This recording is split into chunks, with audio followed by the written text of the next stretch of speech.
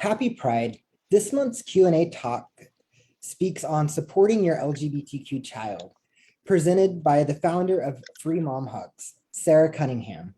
Q&A Talks is made possible by a grant from the Independence Area Community Chest and the American Library Association in partnership with the Independence Public Library. Q&A Talks connects rural parents and caregivers of LGBTQ+ youth with the resources they need to ensure their children can grow up safely and authentically. Q&A Talks is an initiative of Project Q&A and is made possible through two grants that I just mentioned. Tonight, we are pleased to have Sara Cunningham, the founder of Free Mom Hugs. Sara began her journey of becoming an advocate of the LGBTQIA+ community through her relationship with her gay son. She founded Free Mom Hugs in 2014, and since that time, many parents and allies across the country joined the movement to accept, love, and support their LGBTQIA+ community. Free Mom Hugs became an established 501c3 nonprofit organization in 2018 to fight for human rights for all. Please welcome Sara. Hello, everyone. Thank you, Brandon.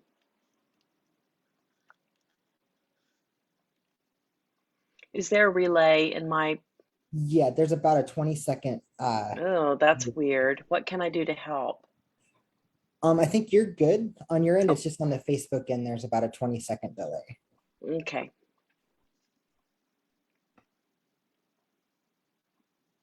So you should be good to go to start speaking. Sorry. Well, hello, everyone. If Brandon, I'm going to follow your cue. If I need to stop or turn around or jump up and down, I'll trust you to let me know. Welcome, everyone. Thank you for taking the time to join us this evening. Talks like this and spaces like these are so important, especially in the times that we're in. And if you're not familiar or maybe new to this arena, if you will, I hope to share some insight with what I've learned as a mother, as a woman of faith, and as an ally. First of all, if you're not familiar with my story or about my family or the Free Mom Hug story, if I could just give you the cliff notes. And if you have any questions, there's nothing taboo. You feel free to let me know if I go too fast or talk too slow, or maybe leave out some important information. So my name is Sara Cunningham. I was born and raised here in Oklahoma City, and I'm married young. I have two children with my husband. We've been together over 30 years, and we have two children. They're 4 years apart. Our youngest son, Parker, is part of the reason why we're here today. Parker is gay, and he spent his whole life trying to have that conversation with me, but I manipulated the conversation. I thought it was a phase.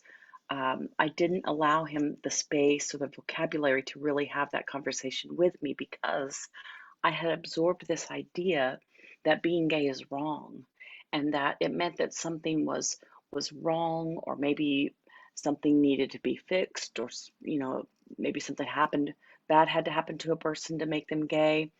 And none of those things happened to Parker. And when he turned 21, he met someone. And I didn't take the news very well at all. I behaved badly. I said some things and I acted in ways that I regret even today.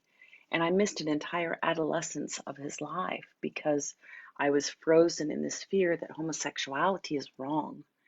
And growing up in a conservative, evangelical mainstream, we didn't have openly gay people really at school. In our church, we didn't have same-sex couples, nobody openly gay there, and nobody really talked about it, but we had absorbed this idea that homosexuality is wrong, unforgivable. And I'm a woman of strong faith. I believe in something greater than ourselves. I believe in the power of the Holy Spirit. I believe in participating with people, in serving the community and those in need in the world around us. And I've always had faith. But when my son came out to me, I thought that he was going to hell. And I don't know how any plainer to say it, so I hope it's all right to, I don't know if there's little children in the mix here or not, but I thought my son was going to go to hell. I was frozen in that fear. And I was worried about people being mean to him. He'd gotten bullied at school. I worried about his safety and his well-being. But I was frozen. So when my son came out of his closet, I went into mine. And it took some time, but I got educated on things like the history of human sexuality and science and evidence. But ultimately, it was seeing my son happy and healthy and seeing people celebrate him when I didn't know if I really could, because I felt like if he's a sinner for being gay, then if I accepted him, tolerated him, don't even talk about celebrating him, that made me just as much of a sinner. See, it's a it's a very devastating place to be when you've served in a church for 20 years and suddenly that church family is gone. We don't really know how to help each other through this because no one really talks about it. So I wrote a book about it. It's titled How We Sleep at Night, A Mother's Memoir. And it's a self-published book, but I'm not a scholar or a theologian, but it's just how we got through it. And the last chapter was inspired by standing with Parker and his friends at the Oklahoma City Pride Festival. And in 2014, we stood with Parker there at the Pride Festival at 39th and Penn. If you're in Oklahoma, you're familiar with our gay district, it's 39th and Penn. It's not far from where I live, but it was my first interaction intentionally with the gay community. And so I met the community in 2014 and I just fell in love. I saw these beautiful, spirit-filled people sharing their lives. And in 2015, I made a homemade button that read Free Mom Hugs. And I pinned it to my shirt. And with anyone who made eye contact with me, I'd say, "Can I offer you a free mom hug?" And the first hug I gave went to a beautiful young girl who said it had been 4 years since she got a hug from her mother because she's a lesbian. And I held her close and I said, "Well, I'm a mom and here's a hug, and I'm not going to let go until you do." And I didn't. But I heard stories that day about young people being kicked out of their homes, alienated from their church families, and living with at-risk behavior, self-harm, being taken advantage of as they couch surf from stranger to stranger. And I heard about just this families being torn apart by the same fear and ignorance that I suffered with in the beginning of my journey. And so I knew from that point on we had to do something about it. And from that experience, we started the nonprofit Free Mom Hugs. And this logo is recognized worldwide. And it just sends a message to the community that we are a strong and faithful ally. And I couldn't be more pleased with the outcome. Um, we have chapters now in every state of moms and dads and friends and allies who share the same heart to just pour into the community and be that loving presence where they are. And we also advocate. We work with the Human Rights Campaign because here's the deal. Listen, I learned through that journey that my son can be refused housing, health care, even denied service in a public space because of who he is. That's legal in 29 states. Did you hear me? I mean, I'm the least politically minded person you'll ever meet. But when I learned these things, I was accountable that my straight son has more rights than my gay son, and my gay son has more rights than my transgender friends and family. So I'm accountable to those things. I also learned about conversion therapy. That's any type of therapy, practice, or prayer that would try to change a gay person into a straight person. It's deadly, it's damaging, it's harmful, it's still legal, sought out, and paid for, not far from where I live. And these things I'm accountable to. So I began advocating, and before long, beautiful couples who were falling in love, they would ask if I would officiate their wedding. And that's something that I had to search out too about what do I believe. But I do believe that same gender marriage is just as holy and as sacred as my own.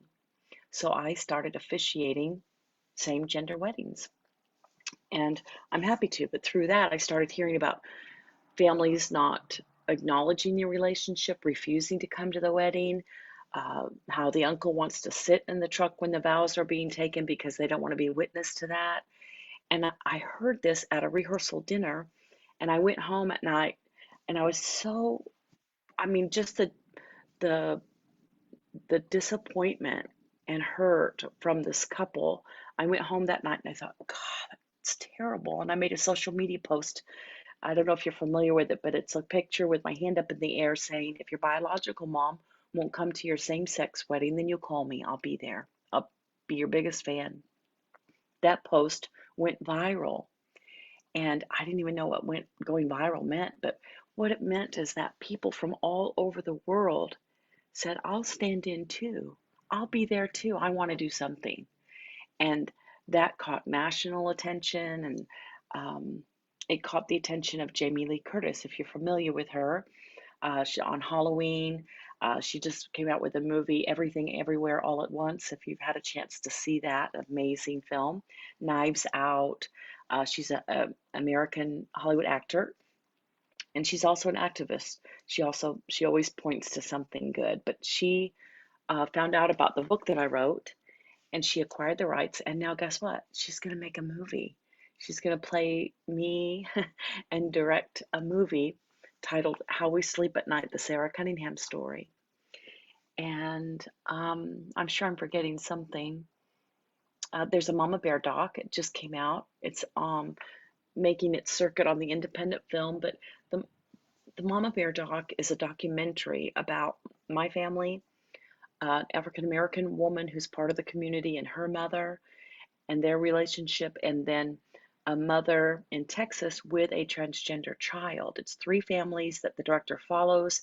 It's out. It will be on an independent lens, but it tells our story about how we go from being women of faith and how we reconcile that and still support, advocate, and celebrate our children.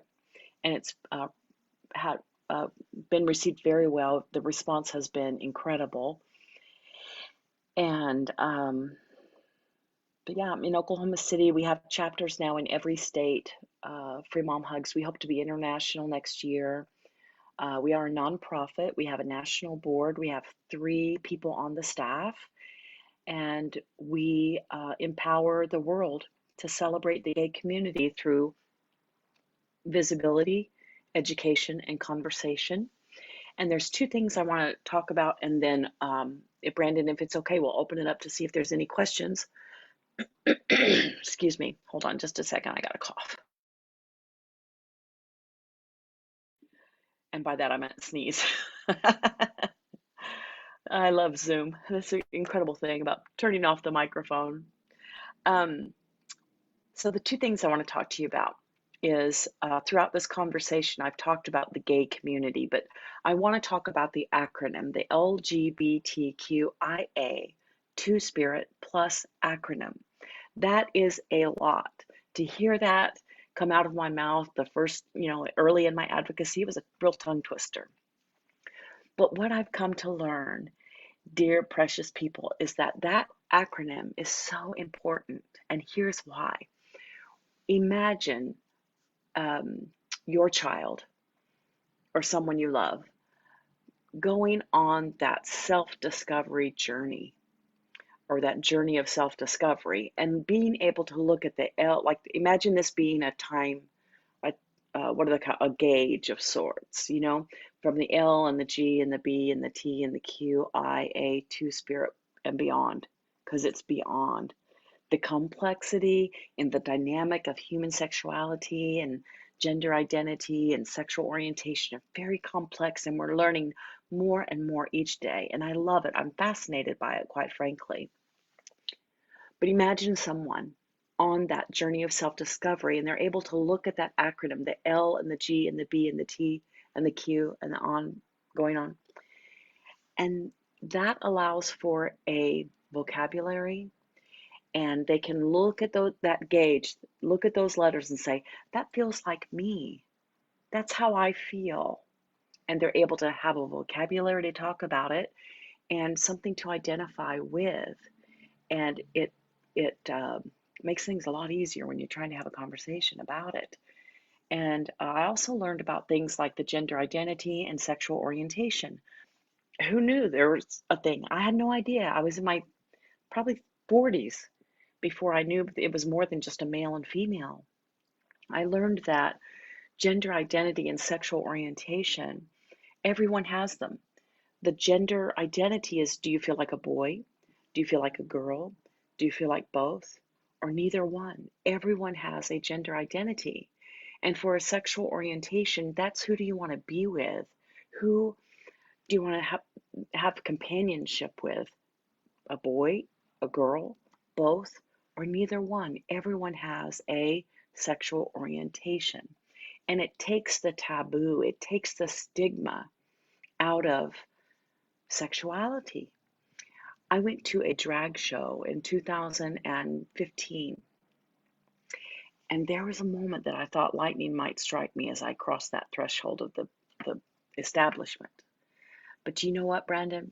I sat in that drag show and I cried hot tears because I saw this beautiful expression of human sexuality and gender identity. And they were raising money for a homeless shelter for gay youth who'd been displaced. And I thought, wow, I've been duped for a long time. And I see this beautiful dynamic that that my son brings to our family. And I have a real heart for the transgender community. My son is not transgender, but what happened is I went to a PFLAG meeting that I thought was for high schoolers and families like mine, but it turned out to be for the adult transgender community. And I stayed because I knew the facilitator, and well, I brought the cookies, and I was just kind of curious, really, because I'd never been in the same room with a transgender person that I know of until that day. And I stayed and I listened to their stories, but again, I cry a lot, but I cried hot tears in my car because I thought these are precious, misunderstood people. And what a difference their life could have been if they would have had proper health care or supportive parents or a community that received them and celebrated them. Do you know in some countries, being transgender is deity? And here, it's dangerous to be transgender. And even more so if you're a person of color and transgender. So I can understand why it would be hard to, see what it was like to be transgender, especially if you've never been around a transgender person. But we can all agree that everyone deserves to be treated with dignity and respect. And so with Free Mom Hugs, we work on educating because we know we've seen the power of fear and education, or fear and ignorance, because I've been there, done that. But I know that the power of love and education because I've been there, done that. And it's ever going. I haven't arrived, to everything yet, but I experience God. I experience what I believe is the power of the Holy Spirit. I experience humanity and the essence of who we are to a much greater degree than I ever thought possible. And I still am a woman of faith. So, my hope for you is that if you are a parent or caregiver and if you're hearing from your child, no matter what their age, if they're 7 or 77, allow our children to show us who they are. And when they do, they're sharing the most tender, intimate parts of who they are. Allow them that space. Help them with the vocabulary. There's so many wonderful resources out there now. Brandon can attest what's at the library. I'm sure he could recommend a book or two or three. And how you react to, let's say, movies that involve a same gender couple on TV. How are you going to react to that in front of your child or your niece or nephew?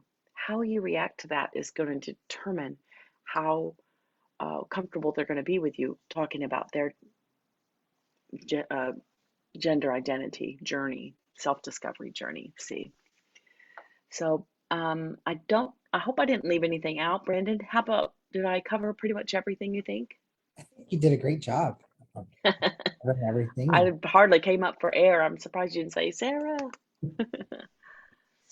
um, So do we have any questions or can I yeah, help in any way? Yeah, you talked about when you started your journey, you did a lot of research. Hmm. Was there anything that stuck out that was really beneficial to you, or any suggestions for people to go looking for resources? Yeah, the difficulty that I had was with my faith.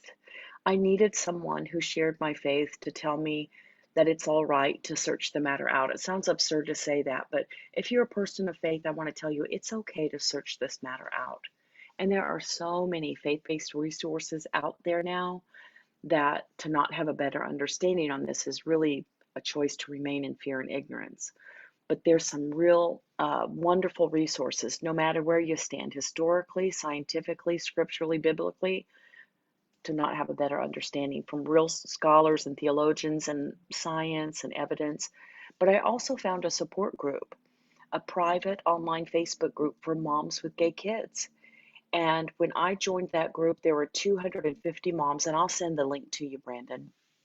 Um, there were 250 moms in that group, and we all had the same story of feeling that alienation from our families and from our church homes. And then I found the resources that I needed, but I found other moms just like me. And people learn from other people. Moms learn from other moms. And so it was finding support, finding parents and families going through the same, and then educating myself because I need a peace of mind. I needed to understand the importance of this community in our history, in our future. And, I was in my 40s before I really understood the significance of a little gay bar in New York City called the Stonewall Inn. Because prior to my son coming out, I didn't have skin in the game. It didn't matter to me. And I'm being honest, it didn't matter. And let's just be real here. The laws, the 29 states that I was talking about, where we need the Equality Act passed, in 29 states, it's legal to discriminate against my son. 75% of Americans believe in equality. 60% of Americans don't think there's an issue because we have marriage equality. They're unaware. And that's why we need to talk about things like conversion therapy and the Equality Act, because most people who don't have skin in the game, they don't have someone that they love who's gay or trans or bi, or no one's come out to them yet, then they don't think that there's an issue. They don't think that there's a problem. And Houston, we got a problem, but support from other parents, you PFLAG. In fact, you can go to freemomhugs.org. We have all the resources listed there from the private group, PFLAG. There's also a website called LGBTQ Maps, and that maps the laws that affect our families. And for example, if we're talking about Oklahoma, Oklahoma is in the red. That means it's not good. And I have friends in Texas with transgender children making a list of safe places to raise their kids because Texas is not safe at the moment.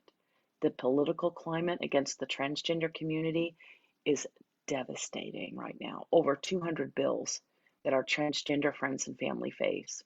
And if I could look into this screen, and I'm asking you as a viewer here in your own home or wherever you might be, I'm asking you, I can't see you. Brandon, can you see anybody?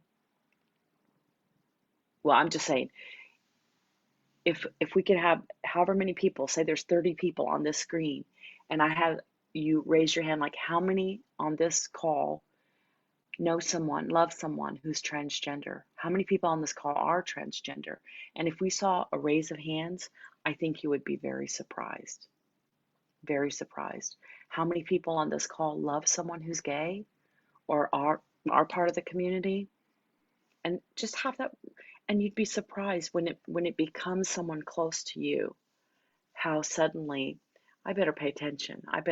So as allies, we need to make sure that people know who we are and where we are, that we are not going to tolerate discrimination against our friends and family, and we're going to honor them and give them the right to live a happy, healthy, safe life. And sorry, I'm rambling on again, Brandon. What other questions? Did I miss one? Melissa had a question in the chat. How did you and Parker come out to your extended family? And did Parker take the lead? And any advice you can share on that matter? Thank you, Melissa. Excellent question. Parker, he spent a lot of time trying to come out to me. I was the one that had probably the most difficulty. My husband was more supportive. As far as extended family goes, it took some time, and there are